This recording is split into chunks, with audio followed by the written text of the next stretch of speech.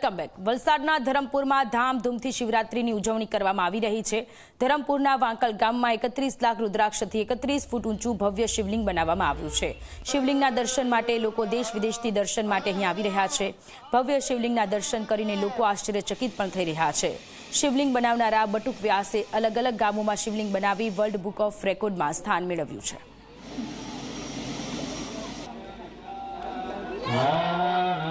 શિવલિંગને જોઈને આવી રીતે અને આટલું અદ્ભુત દર્શન કરીને મને બહુ જ મનમાં શાંતિ અને ખુશી થાય છે।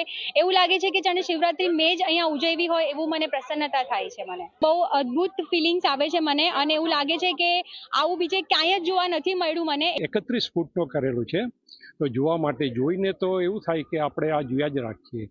તમે જોઈ એટલે તમારું મન બસ એના પર જ 31 થાય કે તમે જોયા જ રાખો એમ। પ્રકૃતિનો દેવ છે, માટીમાંથી પણ શિવલિંગ બને છે તો રુદ્રાક્ષ એ ભગવાનનું અશ્રુ મનાય છે અને એક રુદ્રાક્ષ એક શિવલિંગ સમાન છે।